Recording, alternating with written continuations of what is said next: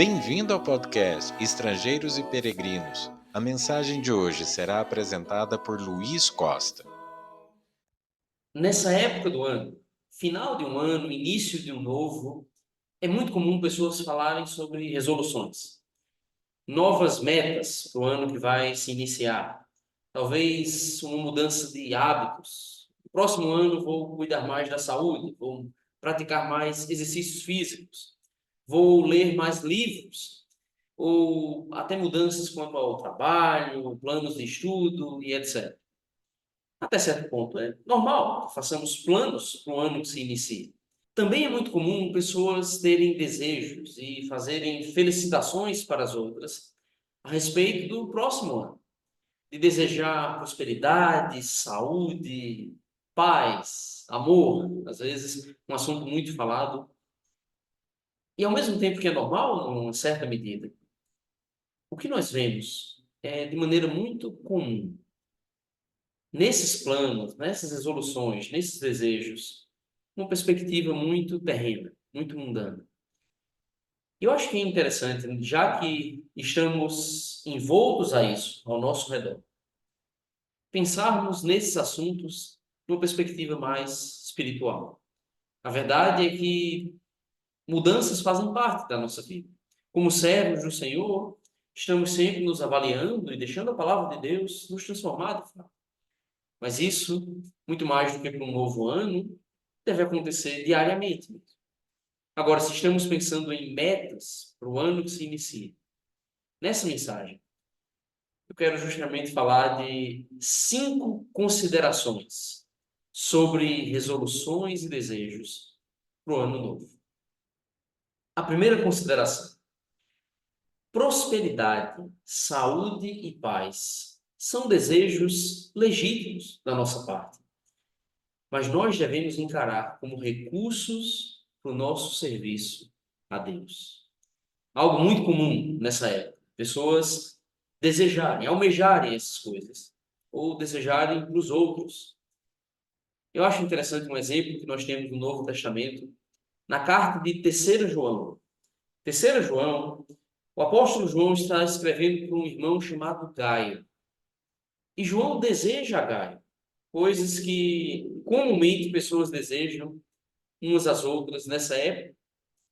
3 João, no versículo 2, amado, acima de tudo, faço votos por tua prosperidade e saúde, assim como é próspera a tua alma. É possível que Gaio fosse alguém pobre, talvez doente, alguém de pouca saúde. E por isso, talvez João estava desejando essas coisas, fazendo votos por esses aspectos da vida de Gaio. Ou é possível que João estava apenas desejando coisas boas para um amigo, irmão amado, como Gaio. Seja o que for, algumas coisas são interessantes de observarmos na fala de João aqui. Primeiro, João diz que fazia esses votos por prosperidade e saúde, assim como era próspera a alma de Gaio. Pense, parece que Gaio era um bom irmão, alguém que estava espiritualmente bem, servindo a Deus e, nesse sentido, tendo uma alma próspera. Agora, João está dizendo, assim como você está espiritualmente tão bem, eu desejo que você seja próspero, materialmente falando e em termos da sua saúde física. Agora, eu acho que é interessante pensarmos na nossa vida. Se alguém nos deseja prosperidade e saúde, assim como é próspera a nossa alma, devemos pensar no estado da nossa alma. Se estamos péssimos espiritualmente falando, se estamos mortos nos nossos pecados, esse desejo é basicamente uma sentença de morte. Uma sentença de pobreza extrema, talvez, para a nossa vida. Um segundo aspecto é que nessa carta nós vemos que Gaio era alguém muito voltado ao serviço. Parece que era um cristão bem generoso. Ele recebia irmãos que vinham de longe na sua casa. Parece que estava apoiando evangelistas, pregadores do evangelho. E assim, eu estou imaginando que Gaio era alguém que usaria prosperidade e saúde para o serviço do Senhor. Que se ele tivesse mais recursos financeiros, ele conseguiria ser mais hospitaleiro, receberia mais pessoas na sua casa, talvez tivesse uma casa maior. Se ele tivesse mais saúde, serviria mais mesmo, tendo mais condições físicas para tal. E eu acho que isso deve nos ajudar a pensar na nossa perspectiva. Esses recursos, prosperidade e saúde, por exemplo, são recursos que nós devemos utilizar para o nosso serviço a Deus. Veja o que nos diz Provérbios capítulo 3, versículo 9. Honra ao Senhor com os teus bens e com as primícias de toda a tua renda. Os nossos bens, o dinheiro que nós recebemos, são bênçãos que talvez Deus está dando na nossa vida, talvez estamos vivendo num cenário de prosperidade, por assim dizer, mas que devem ser usados para honrar ao Senhor. Somos apenas administradores disso. Deus está nos dando recursos para honrarmos o seu nome, para investirmos no seu serviço. Com maior prosperidade, você pode ser mais generoso, ajudar mais pessoas em necessidade. Pode receber mais pessoas em casa, ser mais hospitaleiro. Pode ofertar mais dos seus recursos para Deus. E com isso, bênçãos que o Senhor está nos dando para servirmos a Ele. E eu estou falando de bens materiais, mas, de novo, saúde, a minha casa, o meu carro, tudo que Deus me dá deve ser usado para a honra e glória do seu santo e precioso nome. Mas na segunda consideração, eu quero pensar numa eventual escassez. Nós nunca devemos nos esquecer do Senhor. Pense que o que Deus nos ensina no Novo Testamento, a Bíblia inteira, de maneira geral, é para vivermos em contentamento, não em ansiedade. O apóstolo Paulo falou em Filipenses 4 que aprendeu a viver contente em toda e qualquer situação. Ele poderia estar num cenário de abundância, de fartura, mas também não de escassez, passando fome. Mesmo assim, ele estaria contente com o fato de que tinha comunhão com Deus. Essa é a grande bênção que ele tem para nos oferecer no fim das contas.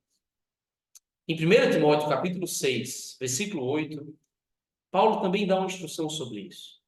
Nos versículos 7 e 8, ele diz: porque nada temos trazido para o mundo, nem coisa alguma podemos levar dele. Tendo sustento e com que nos vestir, estejamos contentes. Contentamento é o que Deus quer para os seus servos. Devemos estar satisfeitos, mesmo se a gente está vivendo um cenário de pobreza. Temos uma bênção muito maior, que é ter Deus.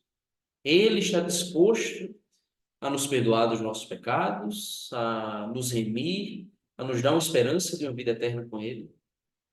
Acho que você deve pensar nisso. Se você tem buscado a Deus de fato, se você tem recebido essas bênçãos do Senhor, são as maiores que Ele tem a nos oferecer. Em Mateus capítulo 6, a partir do versículo 25, no Sermão do Monte, Jesus dá uma exortação muito boa sobre esse assunto também. A partir do 25, ele diz: por isso vos digo, não andeis ansiosos pela vossa vida, quanto ao que haveis de comer ou beber, nem pelo vosso corpo, quanto ao que haveis de vestir. Não é a vida mais do que o alimento, e o corpo mais do que as vestes.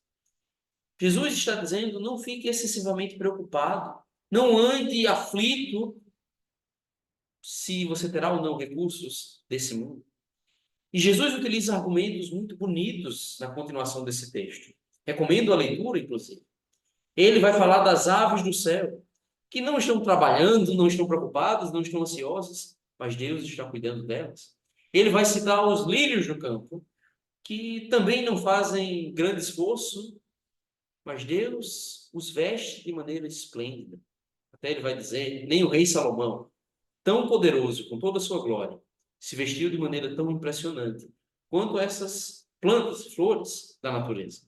E com isso, Jesus quer que a gente pense que a nossa vida é mais valiosa do que a existência desses seres. Versículo 26, Jesus diz: porventura não valeis vós muito mais do que as aves? Depois, versículo 30, Jesus diz: ora, se Deus veste assim a erva do campo, que hoje existe e amanhã é lançada no forno, quanto mais a vós outros, homens de pequena fé. Portanto, não vos inquieteis, dizendo: que comeremos, que beberemos, ou com que nos vestiremos. Parece que esse texto é principalmente para pessoas pobres, que poderiam ficar preocupadas com esses recursos, talvez com a escassez deles, ou se eu tenho pouco, será que amanhã eu ainda vou ter? Nós vemos muitos alertas na Bíblia para pessoas ricas não confiarem demais nas riquezas. E acabamos de falar que se recebemos prosperidade, devemos honrar o Senhor com isso. Mas do outro lado, pessoas pobres não devem viver aflitas, mas sempre priorizando ao Senhor. E Jesus conclui nisso, no versículo 33. Buscai, pois, em primeiro lugar o seu reino e a sua justiça, e todas estas coisas vos serão acrescentadas. E ainda o 34. Portanto, não vos inquieteis com o dia de amanhã, pois o amanhã trará os seus cuidados. Basta ao dia o seu próprio mal. Vamos viver priorizando o reino de Deus, o serviço a Ele. E Ele cuidará das demais áreas da nossa vida. Um outro ponto importante disso, em Tiago capítulo 1, no versículo 2, Tiago fala sobre as provações na vida do servo de Deus. E que a verdade é que, por mais difíceis que talvez sejam, podem ser bênçãos para nós. Tiago 1:2 diz: Meus irmãos, tende por motivo de toda alegria o passardes por várias provações. Ele continua dizendo: sabendo que a provação da vossa fé, uma vez confirmada, produz perseverança. Ora, a perseverança deve ter ação completa, para que sejais perfeitos e íntegros, em nada deficientes. Tiago está dizendo: situações difíceis geram coisas boas na vida, fortalecem a fé. Se queremos confiar mais em Deus, talvez a pobreza, os recursos escassos, o desemprego, talvez, vai ser um meio do Senhor nos ensinar a termos mais confiança, mais fé nele. Então não vamos desanimar, não vamos colocar tanta expectativa nas coisas dessa vida, mas vamos priorizar o Senhor. E mesmo na escassez, confiar nele. Jamais nos esquecermos dele. E o fato é que na dificuldade a nossa responsabilidade não muda. Ainda devemos priorizar o Senhor. Na terceira consideração, eu quero falar sobre amor. Uma coisa que o mundo fala muito, mas que nós devemos pensar na perspectiva bíblica. Que o amor governe sempre nossos atos e nossas relações. Mas um amor prático, não apenas teórico.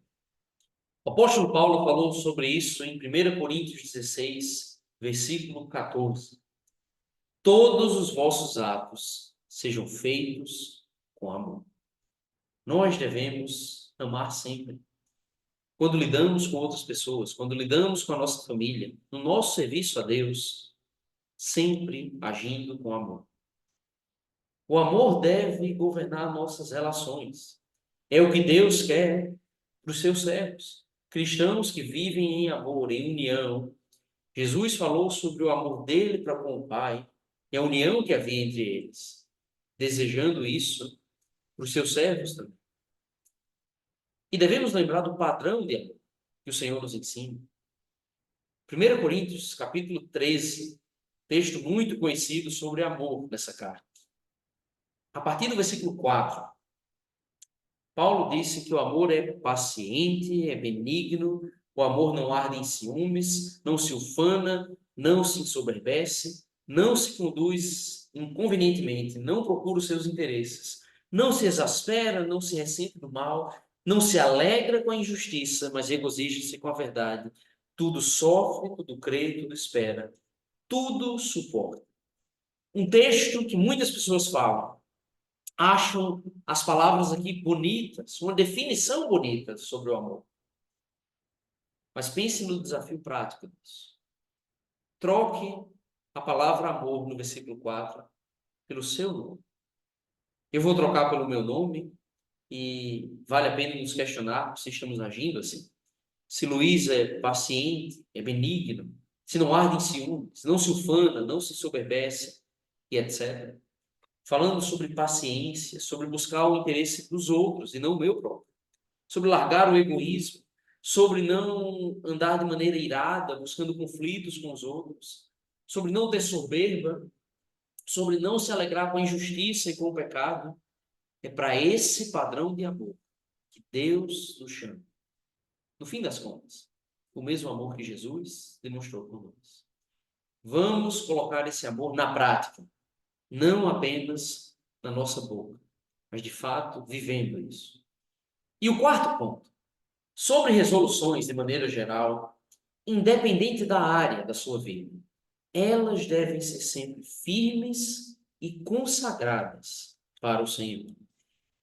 Pense como pessoas costumam fazer metas para várias áreas da vida. Podemos pensar em exercício físico, em hábitos, em alimentação, nova dieta, etc. Mas nós devemos sempre pensar no Senhor nisso. O apóstolo Paulo falou uma coisa interessante em 1 Timóteo, capítulo 4, a partir do versículo 6. Expondo estas coisas aos irmãos, serás bom ministro de Cristo Jesus, alimentado com as palavras da fé e da boa doutrina que tens seguido. Mas rejeita as fábulas profanas e de velhas caducas. Exercita-te pessoalmente na piedade, pois o exercício físico para pouco é proveitoso, mas a piedade para tudo é proveitosa, porque tem a promessa da vida que agora é e da que há de ser. Paulo está dizendo, o exercício físico tem até algum valor. Serve um pouco para essa vida aqui. Melhora a saúde, por exemplo. Talvez permite fazer mais coisas, até para o serviço a Deus. Mas não resolve o nosso grande problema. Não resolve o problema do pecado. Não é isso que vai nos levar para a presença e para a comunhão com Deus. A piedade tem um valor muito maior. Piedade é uma palavra, às vezes, mal definida, mal compreendida por alguns. Mas basicamente indica reverência a Deus. Uma vida consagrada, temente, que serve a Deus. Paulo está dizendo, se exercite nisso. Viva a piedade na prática, constantemente na sua vida. Ele fala, a piedade tem um benefício para essa vida aqui. Servir a Deus melhora certos aspectos dessa vida. Não sofreremos consequências do pecado, que muitas pessoas têm sofrido. Mas principalmente, traz um benefício eterno para a vida que há de ser. E ele até fala, no versículo 10, ora é para este fim que labutamos e nos esforçamos sobremodo, porquanto temos posto a nossa esperança no Deus vivo, Salvador de todos os homens, especialmente dos fiéis. Vamos labutar, nos esforçar para isso.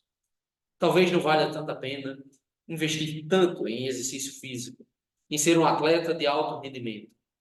Mas quando falamos da piedade, do serviço a Deus, vale a pena termos um desempenho em altíssimo nível, por causa do merecimento do nosso Senhor, da salvação que Ele quer nos oferecer. Quando pensamos em alimentação, o apóstolo Paulo falou aqui sobre, para ser um bom ministro de Cristo Jesus, é necessário estar alimentado com as palavras da fé e da boa doutrina. Nós precisamos da palavra de Deus e nos alimentarmos de fato com ela. Talvez até de pensarmos, pegando a figura da alimentação, como deve ser uma meta, fugirmos do pecado, jamais nos contaminarmos com coisas que desagradam a Deus. Foi o que fez o jovem Daniel, em Daniel capítulo 1, versículo 8.